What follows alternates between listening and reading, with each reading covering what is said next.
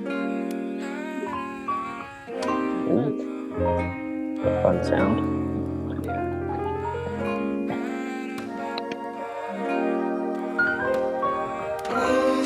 Okay, everything is recording now.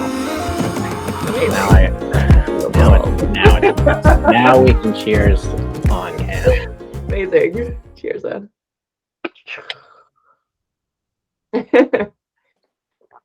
It's coffee, by the way, people. It's 10 a.m.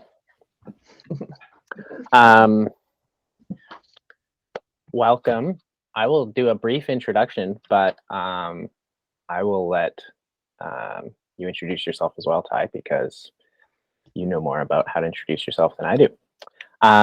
So Ty lives in Lethbridge, and I've been coaching her for most of this year, I guess, since the summer sometime. Yeah. So yeah, I was introduced through our friend Mikey Dubs from Lloydminster. And we've been training for a fun adventure trail down in Chile, and we'll talk more about that in a little bit. But my limited knowledge on Ty is that she teaches language something, and the other things I know about her is that she's super fun and fun to coach and very bubbly, high energy, stoked on chasing fun things. But yeah, I'll throw it over to you, Ty, to tell us kind of just like contextually your background, what's been going on. Amazing. What brought you here? Throwing it on over. I'm catching it on up. All right. Awesome. So yeah, I got your contact through Mikey. So I'm based here in Lloydminster too. It's a great running community, great community in general. I was born in Lloydminster. I lived here till I was about 6 and then went west from there.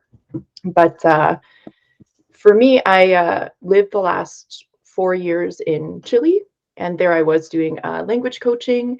When I moved there, I didn't speak any Spanish. And yeah, so I actually started with a running team there, and that was my connection. I was able to do something with them and connect with people that wasn't necessarily talking, and it was really amazing. So that's my connection to Chile, connection to running, community, and yeah, what else? Then coming to Lloydminster, I came back about a year ago and decided that, how am I going to connect in the community? I was like running. So I just went on Strava and I was like, you're from Lloydminster. Hello, hundreds of amazing people. I think when you live abroad for so long, that shyness of like just starting an introduction is gone because it's just like people. So it was amazing, and I got connected here, and then I really wanted to celebrate my time in Chile, and that's kind of what led to the decision to run it there, because I was wrapping up a bit of an era and a chapter, so just wanting to really celebrate it. Yeah. Sweet. Yeah. Awesome. I just realizing that like when we met, we kind of just went straight into the coaching side. And like didn't really have these conversations. So I'm gonna learn a whole bunch about you, I feel like, during this conversation. So that's fun for me too. Cool. What I wanted to start with is the actual trail that we just completed. So, and then kind of hear your why for this trail. The trail is 55 kilometers down in southern Chile, in the Cerro Castillo National Park. Just cut in if I'm telling any of this wrong. Okay. No, that's great. Yeah. And so the trail starts north and then cuts up the valley to kind of right underneath the Cerro Castillo glacier and the peak, and then there's the Laguna Castillo lake at the top, and then it goes up and over the pass, down the other side, up and down a valley, and then back to the villa. What's the villa called? So Villa Cerro Castillo. So just like Oh, okay. yeah. So yeah, that's the route. Google it. It's gorgeous. But for Utah, why this trail and that area in Chile? All right. What inspired Fine, you? Jody, if I must reveal. Wow. Yeah. No, it's good. So for me, like I said, I had spent a long time living in Chile and really grew from like not knowing or speaking any Spanish or knowing the culture. So why that trail? It was a combo of I lived in the south of Chile, so I knew it was going to be in the south. I hadn't run a mountain route before. I've never done like a trail run really to that extent, let alone in Chile, even though I lived there for like 4 years. Um, so like making sure that I didn't miss out on something I wanted to do. Like I did it all. Um, and then I saw a video actually. The video was probably the biggest thing. I was like, yeah, I just decided well, it goes so the video was a bit of it. There was a guy there, Moses, who did a run, and there was a bit of a video. It looked gorgeous, and I was like, that's the one. But that kind of came out of a Saturday morning coffee last January where I was sitting and I was like, what do I want to do? What do I really want to do that seems impossible? Like what seems impossible, but I really want to do it. Like what is that? So for me, I was actually sitting outside and I could see the mountains. I was like, I'm gonna do that. And then I was like, okay, well, how are we gonna do that? I was like, okay, no matter what. And then I went through the worst shit in my brain when I was sitting at that table. I was like, the worst shit that could possibly happen. I was like, that's happening. And yeah, so my goal with that was to train because I knew I had to train for it. So I had raced before, but I had only trained for a maximum of maybe a month, maybe a month and a half. And I always showed up for the race, but I always thought, like, what could I do if I really committed and I trained for it? Like every single day, I followed, a plan, and that was my plan. And it was crazy what was possible. Like it was just like, like that happened, So that was the why of like showing that I can put all those little pieces together and I am committed and I can make it happen, So that was really cool. Mhm. Yeah. Yeah, that kind of goes into the next question I had was, yeah, it's this big like exploring your limits process going for something that seems impossible. So I was wondering if that's kind of been a theme of yours this year. And then I was wondering as well, what about you or your personality or the things that make you who you are helps you in chasing those impossibilities and making them into possibilities. Just because, yeah, your energy is so infectious that it's like you just attack the scary things. So I'm wondering, it's like, okay, well, why do you have that? Where does that come from? Right. Oh yeah, that's like my sister says. She's like, you're so extreme. Like you go and you run up a mountain, and then sometimes I see you on the couch and you can't make it to Walmart. I'm like, that's life. Like that's Yeah, like I'm guilty of the same thing. I think it's one or the other. the truth. Yeah. Yeah. So it's definitely that ebb and flow, but so the first question being like, is it this year was kind of just a focus on the impossible. I think I kind of just naturally gravitate towards that because it's the most interesting for me. I really, really like a challenge, and I like a challenge that is mental, and getting to combine it with the physical is like really awesome. Like I love growing. I love building skills and seeing what I can do. I just like once I master something, I'm like, all right, what's the next part?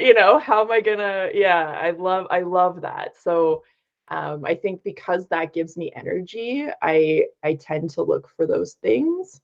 Um yeah, like what else? I imagine you must have been a kid in school growing up that like got bored once you figured out how to do something and then wanted to move on to the next thing. Is that sound about right? Yeah. Yeah. Hmm. And people always interest me, and then what I can do. So like, why am I thinking the way I'm thinking? Or exactly, pretty much the question you just asked me is the question I like to ask other people. It's like, how Gotcha. did you do that? Right? Like, Yeah. what is it that like what is that thought that gets you there? Like, I'm like, it's interesting, right? Mhm. Um, so yeah, I think that would just be how I roll. And yeah, even like Chile, like I decided within a couple months that I was gonna go. And I originally went there because I met a Chilean, and he didn't speak any English and I didn't speak any Spanish. So like talking about the impossible and just like rolling in with like language and culture. And people are like, "Oh, you've never been there before. You've never. It's in the south. It's rural." I'm like, "Guess I'll figure it out." Like. It's kind of similar, right? You just roll in. Mhm. So um, I don't know. I think for me, what happens is I ask, it's just worth it? Um, just give me a second. I'm thinking, what does my brain do? My brain goes,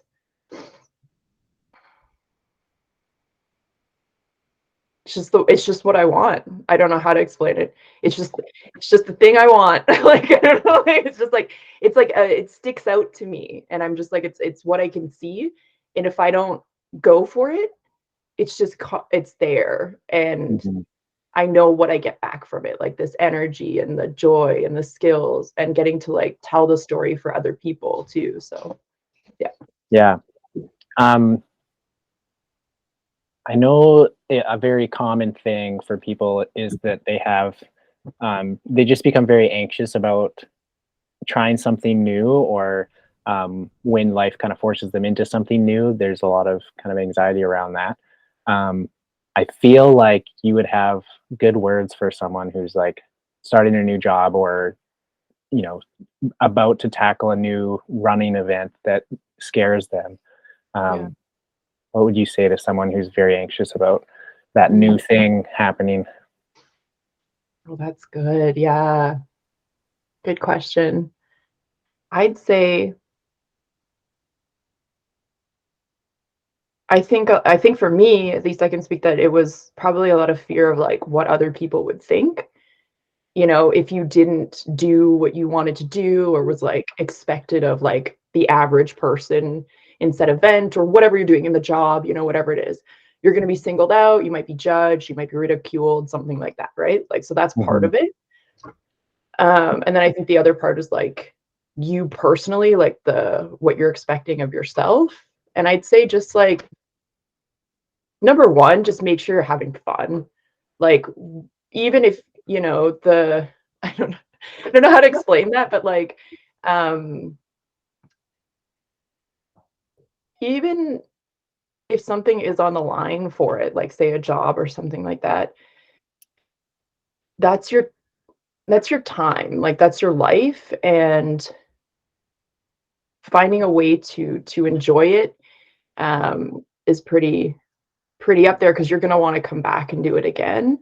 And then I'd say like breathe and start as slow as you need to. Like whatever I say the one tooth, okay? So like there's a story. So I'm a language coach. So I did a lot of like coaching courses and mastery skills and stuff. But there was a story that a coach was sharing. He said like this guy really wanted to like floss his teeth before bed. He just couldn't do it. He was like, I don't know what I have this company, I'm doing this. I just can't get myself out of bed to floss my teeth. And then he was like, coach was like, well, what about one tooth? Can you floss one tooth? He was like, yeah, I guess so. I'm like, okay. And by the time he got there, just like flossing, he's like, well, I've already started. So that just as slow as you need to, don't think that's not valid. Mhm. because whatever you need uh, is valid. And that step, even if somebody looks at you and goes, "You're not a runner," or "You're not, that's not worth it," or "That's not even a thing." It's like knowing that you did it, um, that's yours. Like just kind of building that, like, that's mine, and I get to enjoy it, and nobody can take that from me. Like that's even reflection, like when we get into the run and like how that like went. Like ain't nobody get like that is mine, like I get to enjoy all of that no matter how it goes. So Mhm. um yeah, being proud of what you did and celebrating it yourself, like I did that step, and then you just come back again, and it's like that practice, constantly. Mhm. Yeah. I think that people will really like hearing those words. Um, yeah, I think that internalization is a good idea, because if you're thinking about an outcome of an event from an external perspective about like what are other people going to think, then it takes a lot of the joy out of the process of that you had personally doing it. Like even uh, the big race I did last summer, I remember, and they're my brothers, so I forgive them. But when I finished, they were like, "Wow, you're so slow!" Like all this stuff, because they've done it faster or whatever. Um, and if I wasn't already secure in my internal um, path, journey, experience, whatever, with that race, then that would have like affected me. But I was already like really stoked about how I did personally with everything that I had done leading up and everything. So I was able to just laugh about that and not affect me. But yeah, if I went into it with only like external things, or letting external things happen, um, or like living into those external factors, or what people might think, or what my place is, or my time, then Yeah. I would have been super bummed out. But and I think that's a really hard thing for runners to do. And I almost think this might just me be biased because I love trail running, but I think that trail running kind of aids to that, because as opposed to say road running or track running, the variables are always so different that it just doesn't make as much sense to like judge what you did based on time at all, because it's like every race is so different. And um, yeah, so I think trail running kind of lends to internalizing your experiences and then getting more value that way. So go trail running. Yeah, for sure. One of the um, personalities, I guess, in trail running, he always says that trail running will save the world, and I don't think he's wrong, I guess. Yeah. Dylan Bowman, if anyone wants to look him up. Dylan So, Bowman. Neat. Dylan Bowman, yeah, he runs the Free Trail podcast, and then Free Trail is another organization that he does. Anyway, good dude. Yeah. I'll definitely check that out. Hmm. Sweet. So next thing I was wondering, and this might be partially because I've been coaching you that I want to know these things, but um, I'm interested to know what a couple of questions, but we'll start with what was the most challenging part of training for this trail in Chile? Like, was there one run that just like seemed to kill you and you're like, I'm not going to be able to do this? Was there one workout that was like, holy, I feel in over my head? What was one thing that really was like, ooh, this is hard? It wasn't what I thought it was going to be. And I thought the hard part was going to be the like organizing it to get up in the mornings and get her done. And that wasn't the hardest part. It was challenging at the beginning, but after a couple months I had it down, and now it's just like a part of the routine. But the hardest part was mental, for sure mental. Like it was oh man, like letting myself be like great, that was the hardest part. Yeah. That's emotional, Jody. Don't do that to me. Damn it. Good. Lean into it. It's uncomfortable as fuck. I remember one time there was that workout where I was doing like rounds on the track, and Marcus was there, and he's the coach here in Lloyd, and we're working together, and I just remember like I was in so much pain. I was like pushing it that I like wanted to cry. Like I had never run so consistently and so fast around that track. And it was one of the workouts for the training. And I just remember being like, I just remember screaming in my head, like, help me. like help me. And I was like, and then I wanted to cry.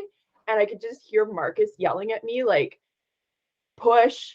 And he's like, you worked hard for this. And he was like, you go. And I was like, having somebody say that to me while I was in that moment was like so powerful, because I did, like, I fucking nailed it. Like I just like saw my like abdomen like open up, and I was just like, unleash it. Like I was like, just go. And I did. And that was crazy. Like I think what I could do, but then could do with the support of you and Marcus and the community, like that together was what allowed me to get to where I am right now, and will continue to like aid in that. But it's like not growing in a vacuum, like being able to reach out. So that's actually something I would say to somebody if they were nervous about going into a run, or they're like something new, try to reach out, like very few times when I've reached out have people said no. And even if they do, it's like, that's cool. That's their boundary, or that's what they're able to do. But like more than often, like 90% of the time, somebody comes back with something. So like know that it's a human experience. You're not alone. If you're feeling it, somebody else has probably felt it or is feeling it too. And like reach out, because like that team around you is what will carry you through. Like it just will. Yeah. Yeah. Yeah. Good words. Yeah. Yeah, that's another thing that I really love about trail running, is that everyone's experience, while it's different, I think that experiences look very different on paper. But internally, I think that they're very, very similar. And I think a couple of years ago, I shared, you know, kind of how hard one of my races was. And people thought from the outside, they were like, oh, he's just flying and making it easy, or it's easy for him. And I was like, I was Yeah. going through this insane, like, yeah, battle inside of like, this is so hard. What the frig am I doing? Like, and so I think it was kind of eye opening for at least hopefully a couple people to realize that, yeah, everyone goes through some crazy suffering in trail running, and it, even though it's different on paper, you can connect with people even if they're in a different pace bracket or whatever. Yeah. um Hard is hard. I remember actually Marcus saying that. He was like, because I said about I was trying to get into the gym and get over my thing of like lifting weights in the gym. And he was like, hard is hard. Hard is hard. yeah, He's like, hard for like hard is fucking hard. Like, what do I was like, yeah, that's true. yeah, That's the connection, right? yeah, Yeah. Yeah. yeah, yeah, that's I'm gonna remember that one. Hard is hard. Yeah. Like Hard I is thought, hard. yeah. Yeah. And I I might was have like, to I might have to name a workout hard is hard. It's fun. um okay, well, let's go to kind of the opposite of that, I guess. What was, and I think kind of in a way, that same kind of workout where it's like so hard, but then you realize like that potential at the same time. It's also like a really positive at the same time. But yeah, what was some workouts or some part of training where you felt um, kind of a moment of like, oh wow, I am getting fit, I am getting there, I feel so much more prepared now than 3 months ago. Was there Yeah, any eurekas? totally eurekas. Um, yeah, because it's such a like slow, consistent process that sometimes one thing will like pop out, and then you'll be like, "Oh my God, I can do that!" You know, like that's crazy, like amazing. Nothing's like standing out for me in the workouts, but I do remember when I was on the trail and I was like a third of the way through one of the park guards. He was like a young guy, like pretty slim. And he was like whistling for me to come back down. I was like, no. I was like, you can come up here. I was like, I am not climbing back down. And he's like, no. And I was like, I'm not moving. And so he climbs up, and it's like not that far for anyways where I was going down. And then he gets up here, and I tell him my story, and he's like sweating, and he had like a stick, and he was like, oh my God. He's like, I couldn't even climb up that. And I was like, oh man, I am really fit. Yeah. Or the other time too, especially like being a woman, like I think there's a thing where you see a guy, and then there's, I think, maybe not competing a lot against them, but definitely seeing a certain body type and seeing that it's a guy. Mentally, I really have to adjust myself and focus in and be like, no, remember how you've trained, remember what your body can do. And I have to really focus in on that. But I have like beat guys that are like, and so I'm like, okay, yeah, because you can't see somebody's training in that. It's like untraining myself to see that, right? So those are kind of the two moments where it's like stuff that I had put up here. I'm like, no, it's like here, and I can win whatever winning is for me, you Yeah. know? So yeah, Yeah, yeah, that's cool. yeah. Very cool. Yeah, another thing I love about trail running. I've been at the start. It's like this is probably built in from racing cross country and track growing up, but like you get to the start line and you're kind of looking at, your competition. And you're like, okay, Yeah, who's gonna? yeah, Oh, that guy looks really fast, and ooh, that yeah. guy's gonna be an easy win or whatever. And then trail running's crazy because there'll be like a 6-year-old that will crush me in like a 50K race in like Walmart shoes. So it's like you can't really there's no way to tell really because exactly Right? what you're saying, you can't see Yeah. their training. You Like, can't see and their that's training. yeah, you Yeah. can't see someone's training via their body at all. It's like, Yeah. Yeah. yeah. And Anyway, so I think that's a good kind of thing for people to just try and like get away from is like yes. even judging someone's fitness or capabilities based on what they look like. It's just like get that out of there. Yeah. It's Yeah. it's definitely a training, but I think just like another part for me too, being like a different body shape for like runner or like trail runner, Mhm. like it's awesome for me to like see other runners out there, but I'm like, that's another mental thing where I'm like, yeah, I am different and I'm gonna fucking use it. Exactly. Like I'm Yeah. like, yeah, that's to my advantage. And so that's another cool part, right? Like, yeah, yeah, Hmm. yeah, Yeah. Yeah, our own uniqueness is our own advantage because we definitely. we live with our uniqueness. We know what that is, so we can use that to our advantage to chase after our own wins. So, very cool. This and when you so I'll move. We're gonna move a little bit. I was really impressed before when we were leading up to the run in Chile. We were maybe a month out, but several weeks out for sure. Um, and we were chatting and you wanted to like find something beyond Chile to put on your calendar because you were sensing this like um and I think you said grieving process of like thinking about the end of the Chile adventure and then that being like the end of this block of Yeah. the year of life of training whatever. And I was very impressed with just the maturity to know that in yourself you needed something beyond it to kind of have on your radar or have something to look forward to or a next step past this to just help with um, the coming down off of this epic adventure.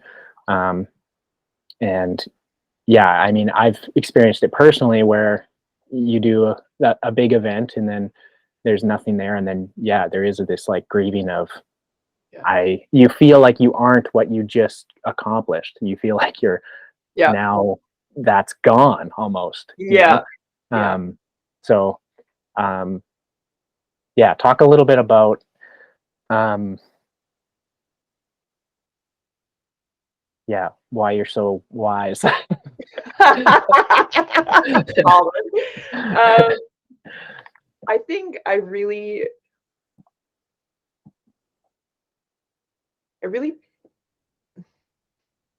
pretty like pay attention to how I handle situations.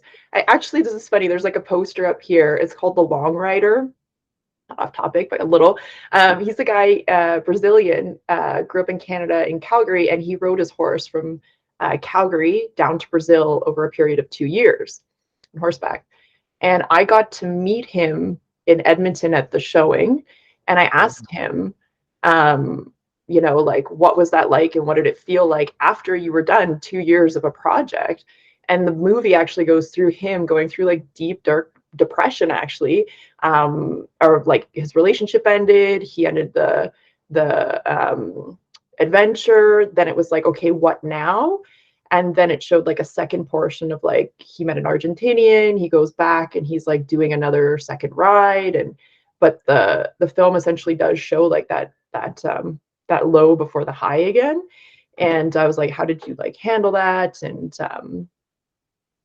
it was just like that moving through. And so that's an example, but I think I pay attention to what I see happens to other people, but also what how I deal with stuff. So I really love having something in the future to go towards and look forward to, even sometimes more so than the event itself. Like I love like looking forward to it is like such a big part of the enjoyment for me. Mhm, Um, so I also think a lot about like how I'm organizing stuff. So for me, I just wanted to have it set up. Like it's that set up for success, What am I? Because I'm responsible for it, right? Like, I don't know, it's just life in general. Like if I want to have a good time or if I want to like make sure I get to do something, like that's on me. So I'm like, how am I going to do that? And it's like, okay, well, keep that going by having something after and put those things in place, whether that's an event or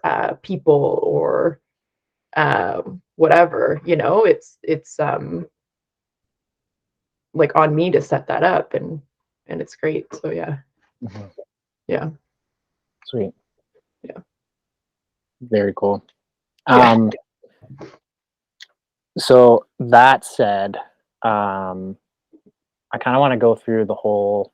We'll just kind of go through the segmentation of the whole Chili Trail, but before actually setting off, was there so pre-run, days leading up, hours leading up, minutes? Was there like nerves, excitement? Did they feel paralyzing or were they feeling energizing? What were your stomach feelings going into the run?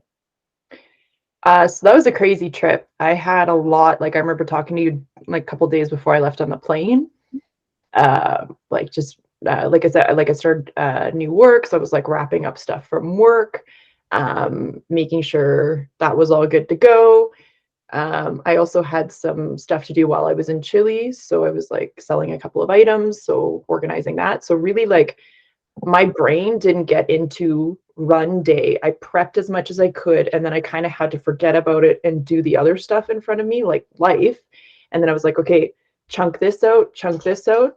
And then I think a day before the race, I said, okay, I'm not looking at any of this other stuff. Work, the sale, it's just gone. Like, that's it. This is my moment. I want to like really be here and enjoy it the day before. And then the day before the race, I was like, okay, I've got everything set up. I looked at the plan. I actually called the parks that day and got a connection with them.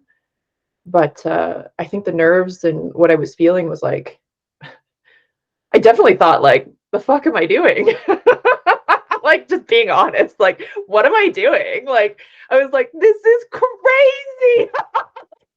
See, and that is probably part of my like trick to getting to do that like impossible. Is like that's Mm, just how my brain works. Like I know it's gonna be real, but it's not real until I'm at the gate. Until I'm Yeah. like standing there, my brain doesn't put myself in that scenario. I'll walk through it and I'll go through possibilities of things happening that I didn't expect, and then I'll see how to get out of it. Like I'll go through that and visualize that, but Mm-hmm. really experiencing it, making it real, I don't do it till I'm like right there. When I'm right there, I'm like, let's go, and because there is no back. It's just like that's where we're going. So Mm-hmm. yeah, that was the feeling. Like, yeah, just being honest. I was like, Yeah. what am I doing? Yeah. Yeah. But do you find that it's like those feelings of like what the f am I doing gives Yeah. you like a propulsion forward, or does it look like there's like blockers in front of you? Ooh. No, I just think I like no, there's no blockers. I think it just feels like funny. Like I use Mhm. humor.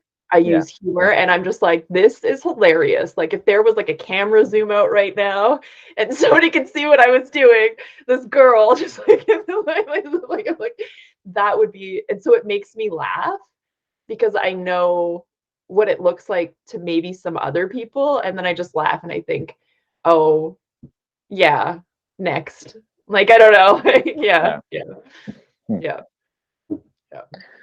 Cool. Um, okay, well, let's, yeah, I haven't heard about it. You maybe haven't talked too much about the actual events of the run, so we're just gonna like Okay. step right through it from the beginning. Cool. Um, so yeah, the start was kind of right when the park opened, just after 7. Um, and our first segment was 10 miles, about 16 kilometers, um, 300 meters approximately gain. All these numbers I'm going to say are approximate because it is approximate. I didn't look very closely at Ty's GPS data yet. Um, I don't really want to test it against my map drawing to see how accurate it was. But yeah, the first 10 miles probably, yeah, first few hours. Tell us about it. First, Pre-crossing right off the hop, I think. Or was uh, there a bridge? yeah. I don't know how the shuttle came late. Like I don't know. Like, so I got started, but a little bit later than I hope to. The first part, I just remember reading like on your notes, so I had it printed out actually. So in case my phone died, I still knew like my kilometer sections. I still had that. So basically, the first bit, I think you're just like, don't. The advice you had given me was like, fight the urge to like run up the hills at the start. He was like, hike them. You've got a long way to go. And I was like, okay, because I definitely wanted to do that. So I was like, okay, follow the plan. And then direction, because it was my first trail run. And then my first trail run uh where I was giving myself the directions. And most of the path was pretty clear, but I do remember there was like this stagnant swamp and the GPS was telling me to go through it, and I was like, is this the place?" So I was like, yes, it is. I didn't spend too long. And then I remember like looking over to my right and there was like a path I could have, and I was like, yeah, you should probably take the extra minute and just look. But it was at the start, so the nerves were getting me. So I just like Mm, I went and I went, and then I was just a lot of like fumbles at the beginning actually because that first section was pretty flat, but I had way too much stuff. I had way too much stuff. I had my vest full, and then I had a wind jacket, and like the pockets on the wind jacket were full. So like I'm talking like I had that wind jacket around my what do you call it? Like my hips, and then I had the vest was full. mhm, So like just like first time learning things, where I'm like, okay, you brought way too much stuff. Like let's be real. mhm. Um, but it was gorgeous. And yeah, that was kind of just the first bit, was like getting into it, like, okay, this is all my stuff, and like, where am I going? I'm here. And then I'd say once I started to climb, I was like, my brain was into it. I was like, okay, boom, boom, boom, boom, boom. Yeah, yeah, yeah. Sweet. So there's our first few. What was the a question I have about it? So I, from the map, what I was looking at, it looked like there was, in those first 10 miles, there was like 4 creeks that I figured you would probably cross. Yeah, there was, yeah. Did your feet get wet?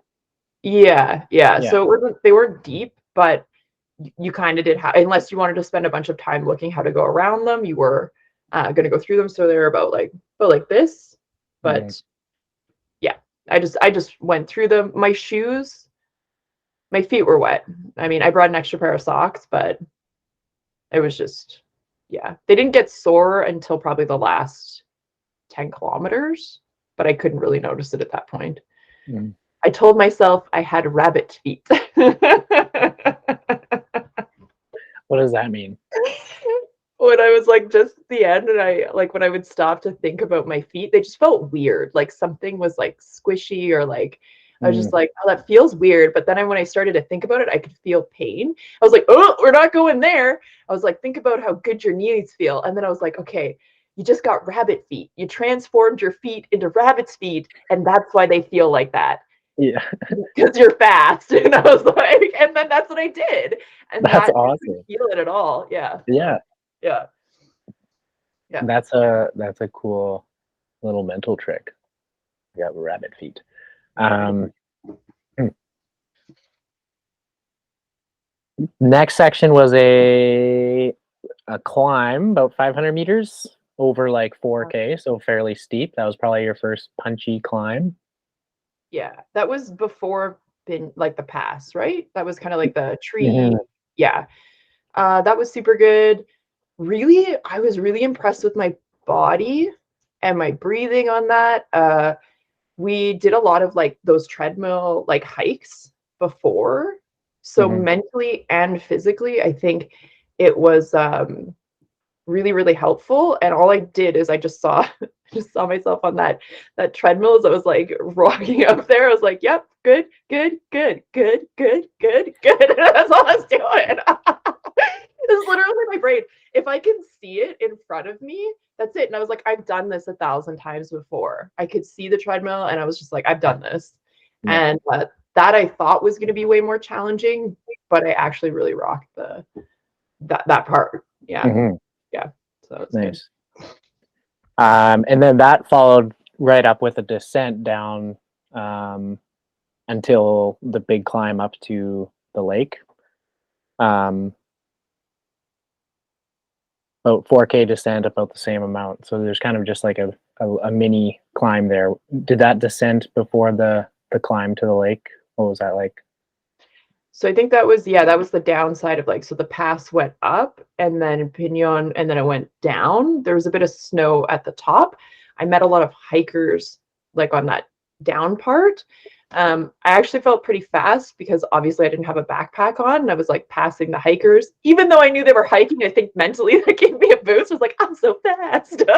like God. It's Yeah. amazing. So that was cool. And then the down was pretty, it was good. There was a path. Everything was pretty slippery though.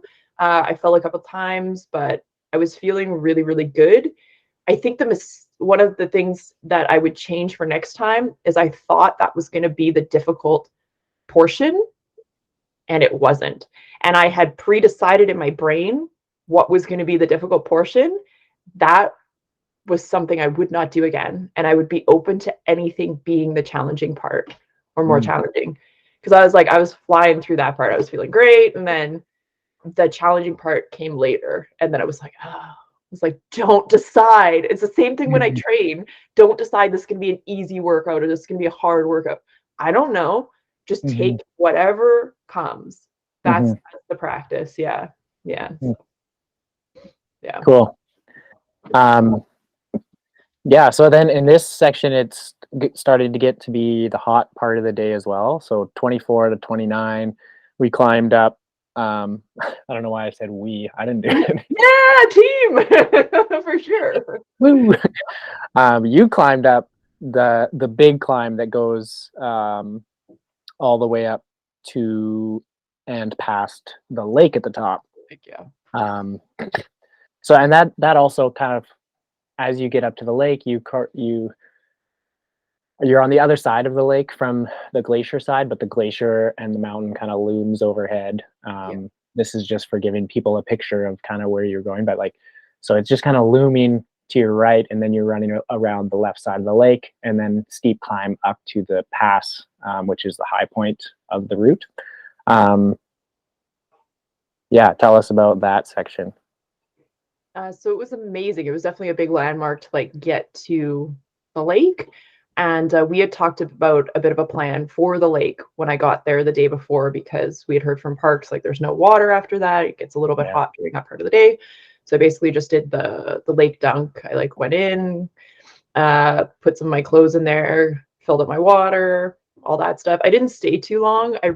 Like, yeah, I took like a photo or two, but my brain was just in the run. So I was like, great, okay, awesome. I ate, and then I was like, I just didn't really want to sit. It's just like, just wanted to keep going. So I was there. The thing is, though, I think so. There was a down to the lake. There was boulders here, and then an incline, then the path, then another incline, and this I think was the path that had tracked on Strava, because when Moses ran it, he was going for time and he didn't stop at the lake. So Right. it was through here. So I had not accounted for like this climb up here, and there wasn't really a path. Um, Interesting. and I didn't really want to walk around like the other side to see if there was. It was just like, just go up. And it was definitely like one of those moments where I got halfway up, and it was super steep, and I looked back, I was like, this could have gone wrong. And I just like kept climbing. Oh man. It was like if the boulder had moved or whatever, like from my weight, because nobody was really climbing up there. Yeah. I was like, I'm going the most direct route, obviously. So just climbed up there, but I think that's just learning. And then I Hmm. got there, and then at the top, that's where the day hikers could enter to the lake. And that's where that parks guard was, who I stopped for a second and talked to and whatever, and then kept Hmm. going. And then the climb after that, up to like that peak part, was okay. Like the climbs were okay. Like I think we really prepped for the climbs. Yeah, Hmm. in the training. So it was the descent Um, that was challenging. yeah, we're about to get to the Oof. descent. Before we get to the descent, um, did you do a little summit dance on the high point? Uh, I took some photos. I definitely said like, this is amazing. Like this is because I could see the entire city and then beyond that and all of the lakes on that side. Mm, And then on the cool. other side was like the Cerro Castillo Lake and glacier. But I definitely remember thinking like, I'm here. This is amazing. Okay, keep going. I was like, so many beautiful parts. Yeah. And your suggestion too of like take a picture, enjoy it, but know that there's going to be like another gorgeous view. That was helpful because I knew that there was something else coming. So. Yeah. Cool. Um, well, no worries if you didn't do a little dance on the top, because I'm sure the descent was quite the dance. Um, they often are on Yeah, trails, like, especially with loose rock and stuff. So if you took away the backdrop and just had your body, people would be like, "Oh, interesting dance move." I'm sure. So yeah, that descent off the top, it's like steep and pretty long. Like it's over 700 meters of just straight descending to the path. So yeah, what happened on the descent? uh, What was the trail like? Was it loose rock, roots? What kind of terrain were you on? loose rock, kind of like that stuff that's I don't know how to explain it, like the thin rock on top of each other, and then when you step on it, it just kind of slides. There's like a bit of sand Likely. underneath, so you step, and then it's like. Yeah, Sure, we call people it. who are watching just the audio of this can understand exactly what I mean. Yeah, it's called scree. Oh, it's called Um, street. Okay. yeah, scree. When scree is just like lots of small rocks, so it falls underneath you as you go down it. Um, it becomes trickier when there's like a hard dirt with sand kind of, and then the rock, because it doesn't fall away as much. It like slips more than it sinks. if that makes sense. Yeah. So it sounds like there was a bit of that slip more than just the sink, which is way harder to run in for sure. But Um, I think that was definitely when I look back on it, I finished that descent and I took a picture and I was like, I will remember you. I'm coming back for this. And I was like, you know, yeah, so it's like that amazing part of like challenging yourself and then being like, okay, and that one took me like, yeah, it was challenging. I got up there and then my watch had kind of like, I was like, oh man, I've been at that pace for a while or that distance. And then I was like, oh, my watch is gonna die. I was like, okay. So I was like, okay, so my phone's still good. I was like, I can pace it by time. So it was difficult for me because I do visually really well. And I was like, okay, if I do this distance in this time, I'm still on. So then I had to mentally pace myself as I was going down and make sure I was still like going. mm, And then I got lost at the top. Um, Up there, they did have markers, but because it's so much sun and wind that the coloring on the metal marker was just gone. It was the same color right. as the rock. It was basically like a metal bar. And I went down the wrong side. And then I came back up. And then I looked at the map and I was like, okay, I can't just kind of guess that it's in that area. And then I was like, okay, so I need to take a second and just be specific about this so I find the right trail. And then I found it and I could see a marker and I was like, okay, go. But then I started to get nervous and I started to like let the fear kick in a bit. And I was like, what if I don't follow the path?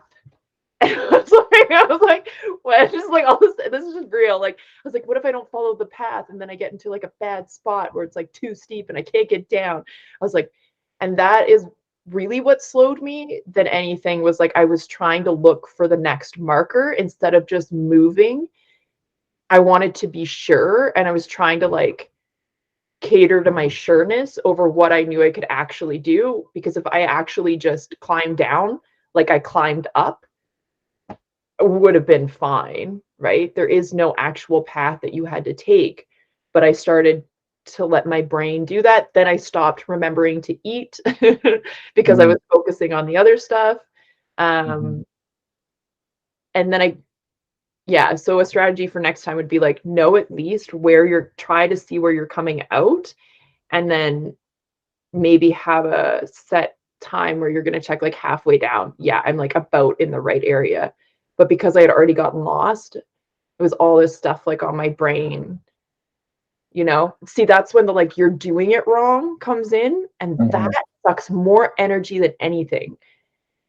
mhm. It's like I can't do it wrong. It's like I'm doing it Yeah, right. Like, um, that was super, super challenging. Yeah. I think the fear definitely kicked in a bit on that because it was also super steep and like the grip and finding the path and like making sure I was coming out at the right space. Managing my mind around that was I don't think I've been to that place a lot. So it was yeah, it's cool. It was good mhm, learning. Yeah. mhm. Yeah, that's it's crazy what happens once either you go the wrong way, and so then you've tacked on extra that you didn't want to have to tack on. Yeah. Um, so then you're bummed about that. You're like, and then you kind of be hard on yourself, and then um, as you rewrite or like you write the wrong turn, then you're doing extra, and then you kind of just like get in your head a lot. I infamously missed a turn and ran 2.5 kilometers downhill, like thinking I was going the right way. So I was just like flying. I'm like, oh yeah, I'm killing it. And then like partway down, like after like 2.5 K, so it was like a lot of time. All of a sudden, I'm like, wait, this doesn't seem right. And then I see the right trail like way over here, and then I was like, I have to go all the way back up that. Yeah. And then so it's just like then you're in your head and you're just dejected because like all that great time you were making up is now lost. And then um, once you get on the real trail, then you're like extra like looking for, Yeah. okay, I got to make sure I'm on the right path. Yeah, that's really interesting. And it's like it's hard to, I think in your circumstance, it's even harder because there is no like bright flags or arrows like there is at running races. So um, yeah, it's I guess we gotta figure out a way to get out of that when you're in it. Yeah. The one thing I can think of now is to like you kind of got to zoom out from yourself and almost look at yourself third person. I think that would help with just like seeing the route from kind of from your map or from not where you're at. I know, especially in the backcountry, you get it's easy to get lost if you're trying to figure out exactly where you are, Right. but it's harder to get lost if you're um, focusing on where you need to go. Yeah. I Ooh. always say, Yeah. yeah, I always say you're not lost if you know where you're going.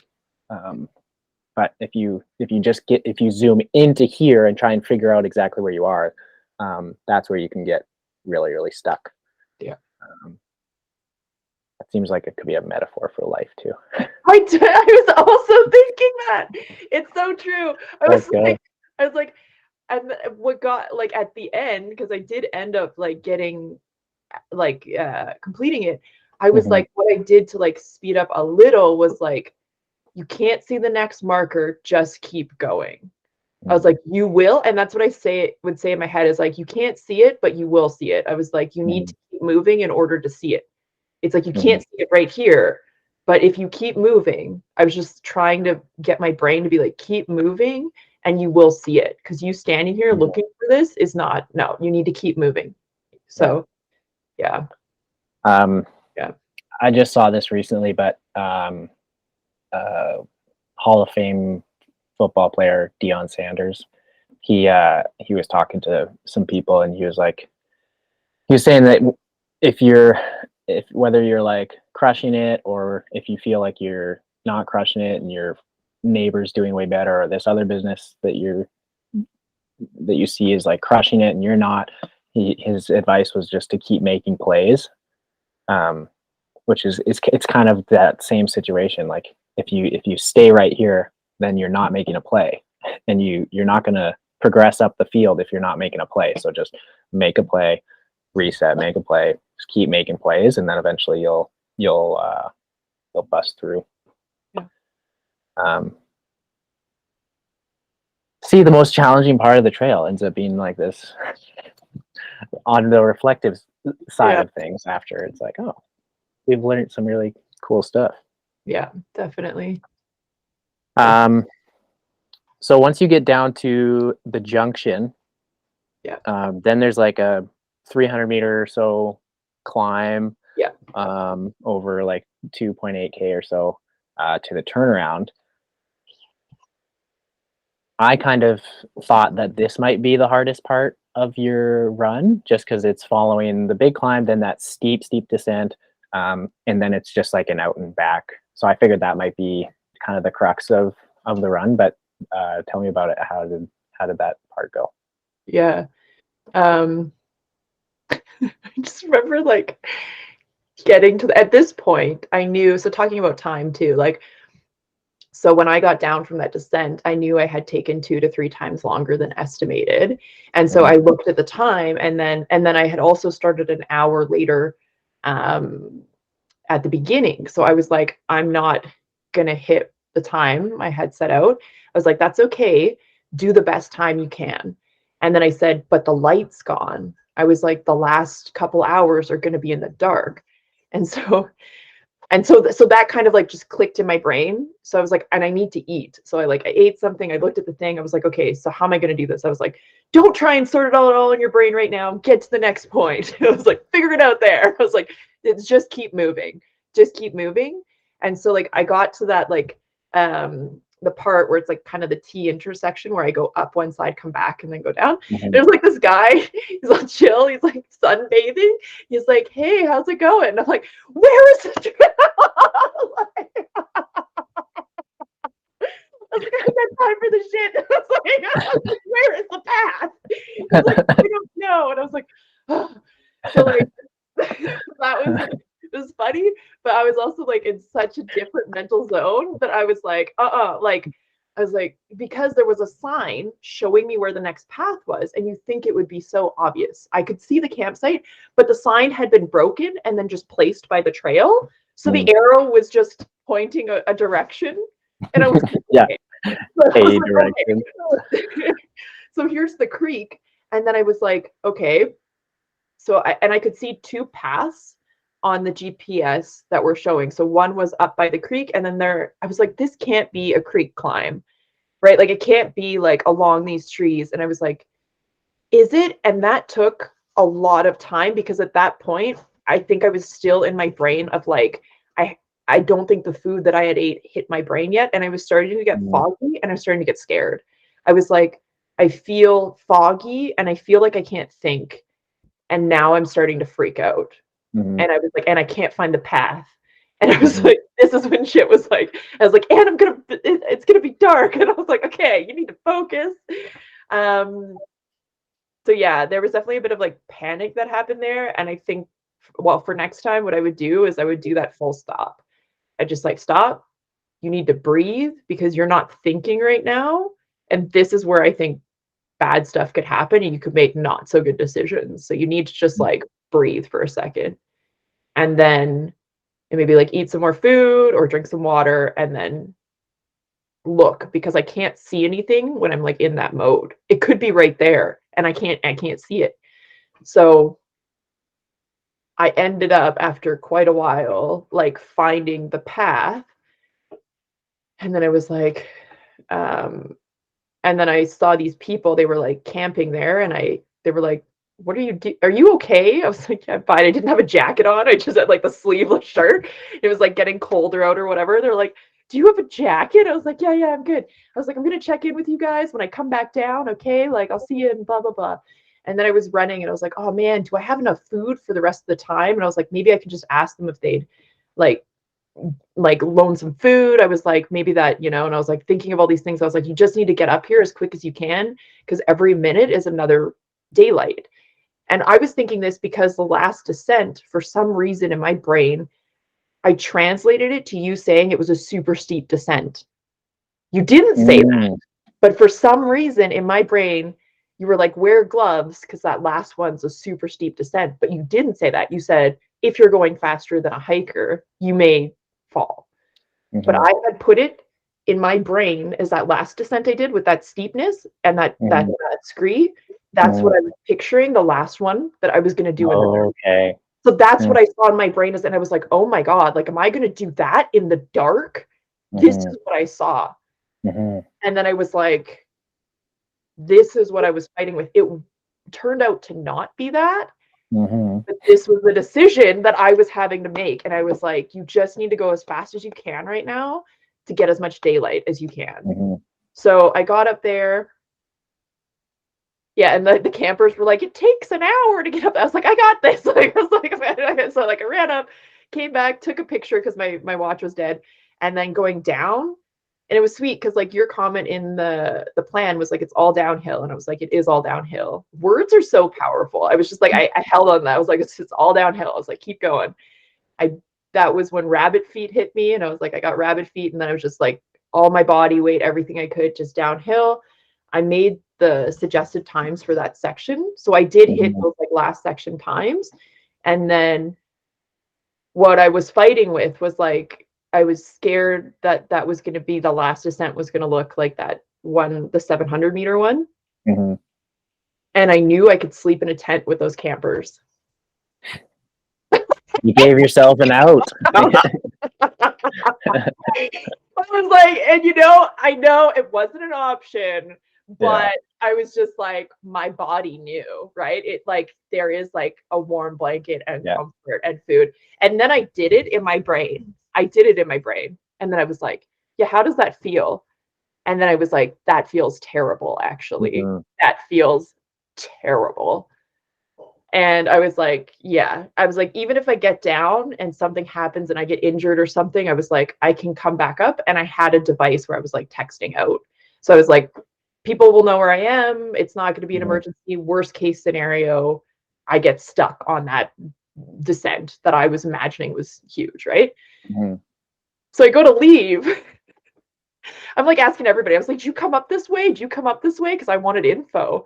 And these three guys come up just as I'm about to leave, and I was like, so did you guys just come up there? They're like, yeah. I was like, I heard it's super steep. What was it like? He's like, it's not steep. And I was like, there's three of them. I just gave them the biggest high five. I was like, I'm gonna make it. High five. I'm gonna make it. I'm gonna make it. And they were so pumped for me. And they're like, good luck. Buena suerte. I was like, thank you. I was like, and then I just booked her. I had my light. I was like, Kate, it's going to be a bit in the dark. It doesn't matter. Book her. And I was like, okay. So I ran through that. I got through that. And then I got to the main road, which was like, I think 6 kilometers back into town. Just like a dirt road. There was like farms on either side. And then by then it was like pitch black. And then I remember looking behind me, it was like these stars and like this full moon with like the mountain silhouette. And I was like, give her what you got, like the last bit, like just whatever you got, you know? And then I had my dog spray out because there's like dogs that protect the ranches and stuff out there. Mhm. And I had asked the guy at parks, and he said, no, they will attack you. So you need to like just be aware. So I had rocks in one hand and my pepper spray in the other. And I'm just like jogging along. I was like, I'll manage it. And that's another thing is like asking about the impossible or like having a bit of resistance or fear to doing something. It's like what I do is I just go like, okay, well, what can I do about that? Well, I can have some rocks and I can have some pepper spray and that's it. Like, I'll manage it. I'll figure it out, you know? And so, yeah, then the last 2 kilometers was like, a car came at me, which was kind of weird with like one headlight and it was like 12 at night. And I was like, okay, well, you got your pepper spray and your rocks, you're fine. And I was like, and it turned out to be the guys at parks and they were like coming to see like me on the way out. And they were like, hey, they're like, you want to ride in? I'm like, no. I was like, and then they used their headlights, lit me in for the last 2K. And yeah, then it was like the celebration in the center, just like cheering, and it was pretty cool. That's so awesome. Yeah.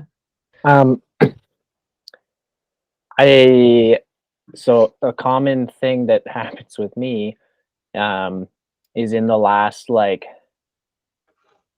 hour of a really long event.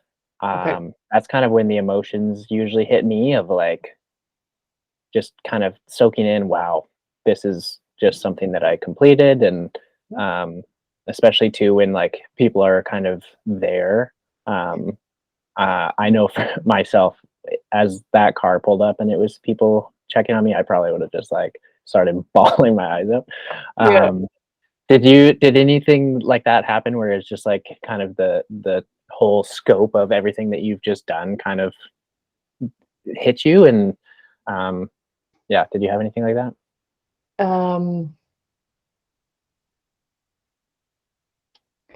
I think for me, I was in it when I was really in it.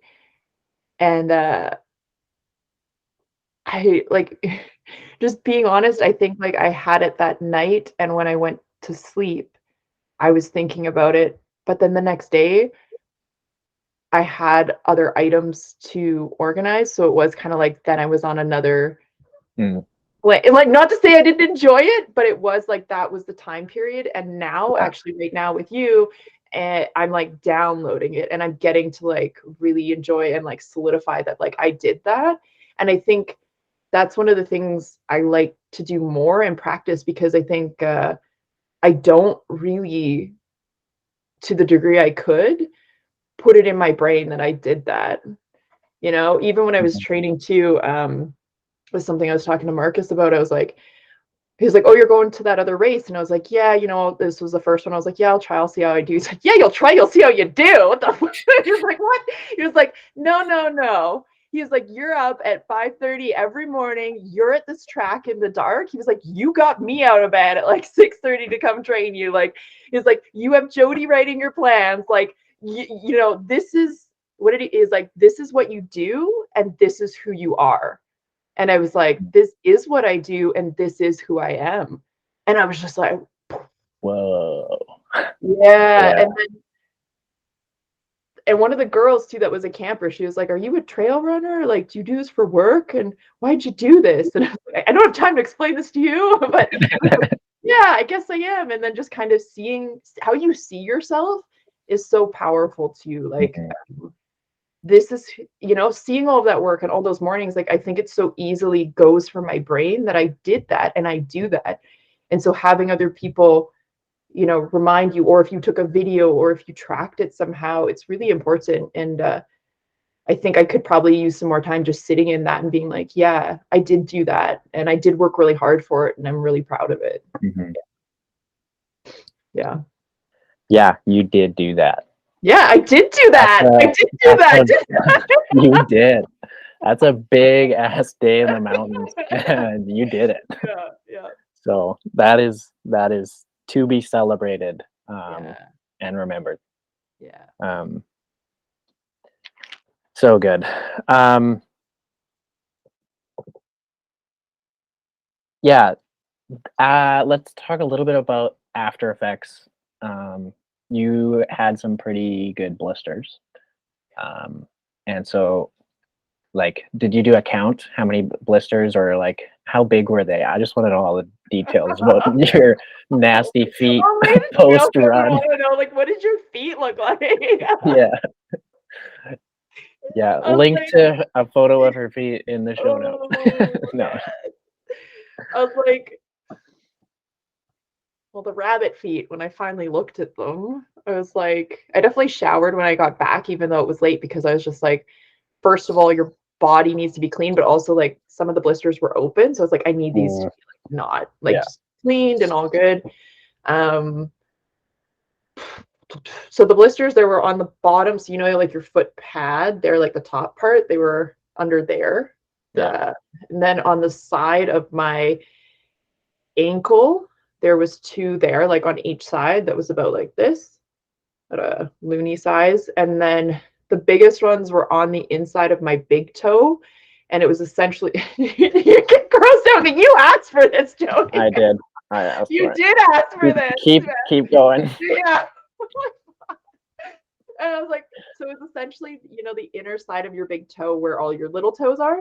It was Yeah. essentially the big toe and then all under the big toe, like the side. It was basically my entire big toe was just blistered, and those were the ones that had opened. Mm. Um, yeah, so there was a lot of blistering because my feet were super wet because of my socks. And you know what? When I got home, I actually had an additional pair of socks that were Oh dry yeah. in my like giant suitcase of a, what do you call it, like wind jacket. It was Yeah. like in there. I just didn't even find them. I was like, there was dry socks this entire time. I was like, oh man. I was like, whatever, it's fine. And, Yeah. Oh wow. but those were okay. Like, I thought it was gonna be way worse. Like, I actually thought I thought it was gonna be worse. But who knows, right? Like, that's one of like many of the future, and just kind of how that one turned out. But yeah, there was some blistering. Yeah, yeah. Rad.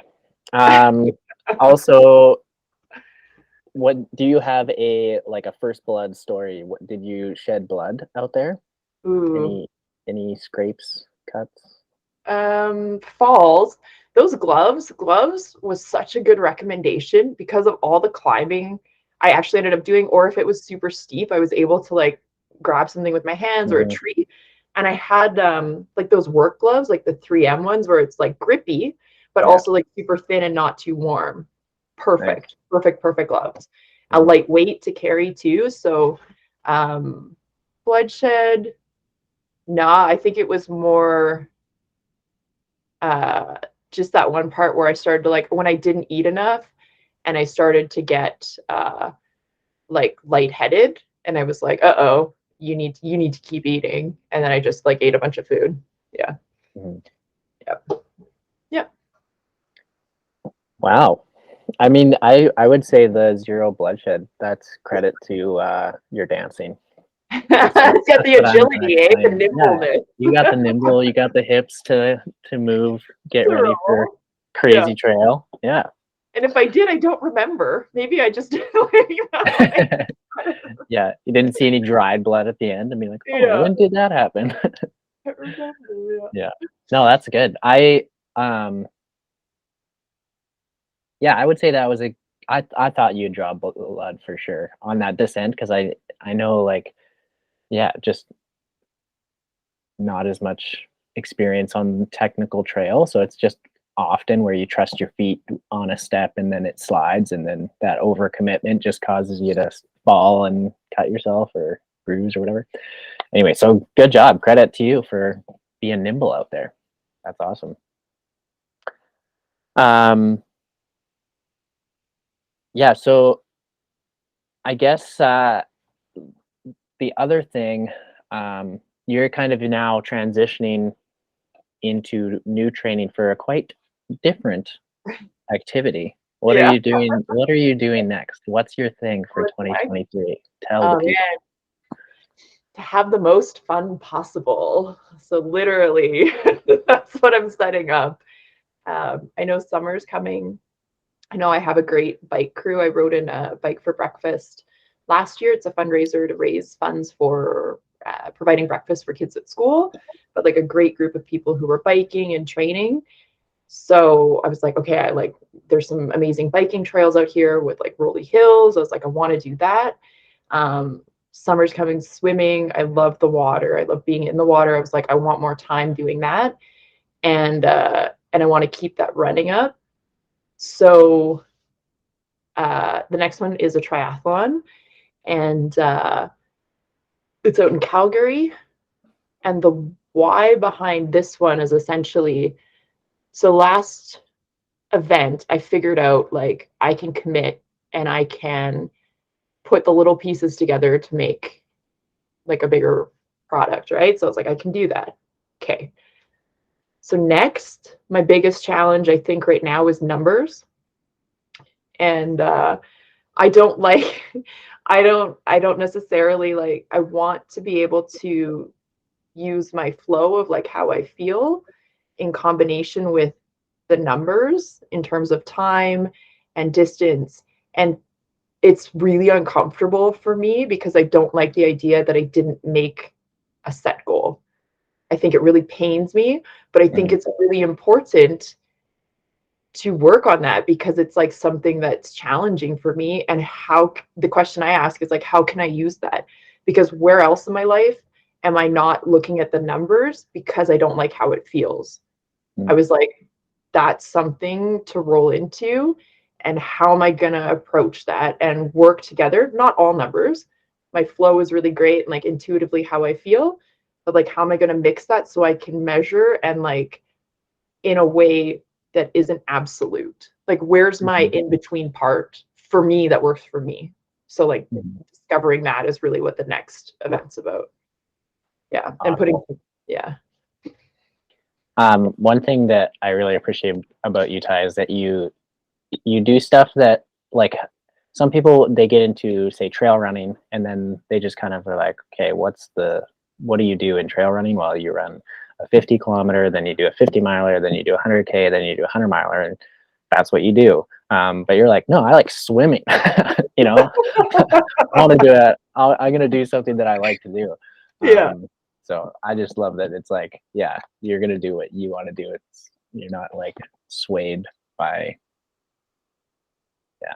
You just know yourself and you're like, I love swimming, so I want to do some swimming and biking and I still want to run, but so that's the goal that you set, which is awesome. Um, yeah, it's gonna be fun. Yeah. I'm excited. Yeah. Yeah. Um, cool. Well, that's this has been super fun. I'm glad that you've been able to kind of chat about the trail now. I'm it's super enjoyed hearing more about it. Um, it was funny. I was just getting that whole day. I was like getting your little updates from like where you are on the trail, and I'm like going on the map, and I'm like trying to see exactly where it is, and then like looking at the plan and being like, and then so the whole time I'm just like, yeah, not worried, but like just always thinking about it, and then there would be a bigger gap between updates, and I'll be like, oh, what's going on, and then and then when the uh, kind of just hearing from the outside of like, yeah, the descent was challenging, and I'm like, and then it's like it's an interesting thing being invested in something that you have zero control over, you know, like I'm just there, and there's nothing I can do. Like, yeah. So that was interesting for me as well. It's different when it's like it's a race where I can be there and see them, an athlete in real life. So yeah, this was a very cool experience for me as well. Just being on the outside. But yeah, it's been so fun. I don't have any like cool ending podcast things like speed round questions or anything yet. So I don't know. I think that was great. I think that was a well wrap for that too, giving your experience on the event. And that was big for me, like being in contact, like because I knew it was just me, bringing on Parks and letting them know that I was doing that the day before. Mhm. Coincidentally, like that could not have happened if I didn't choose to reach out. Right? Like that's the reach out. Like I don't know this person. I'm just going to send them a message. And then they saw the plan and they were like, "Holy shit, this girl's been training for like, 6, 7 months." Like, Yeah. okay, like okay, we're going to help her. And then people become invested in that story too, which is cool. Yeah. So you guys were like definitely with me. Like while I was out there and I had that time where I was like, okay, I'm gonna be in the dark. Nobody's really out on this path. And I was like, but I knew there was people. See, and I can do that. Like it's like, oh, you went to Chile and it was you. And it was like, yeah, but I carry people with me. Like they're always there. Like that, those words or like that energy, it's like it's there with me. So it's like could be the introvert in me where, but it's like I know that I have them there. So it's like people, yeah, did the event with me too. So yeah. That's awesome. Super good. Well, thank you for the chat. I hope some people enjoy this conversation. I'm sure they will. If they didn't, I did. So it's good enough for me. Hopefully you enjoyed it as well. Yeah. It was amazing. And thank you for the training and the coaching, Jody, because it was huge, Like I said, nobody does it in a vacuum. And that was a huge, huge part. And those Friday calls, like mental stuff, everything, like answering essentially every question that I had down from blisters to anything and never making me feel like, oh, that's like, why would you ask that? It was like a really respectful answer and like very knowledgeable too. Like, yep, it's a legit question. I'm gonna support you in that and I'm gonna help you. I'm like, awesome. Yeah. So yeah, thank you. You're welcome. Yeah. Go team. Okay. Till next time, break. Good cheers at the end again too. I know. I have one tip left. Ready? Set. Ready? Begin. Yes. Cool.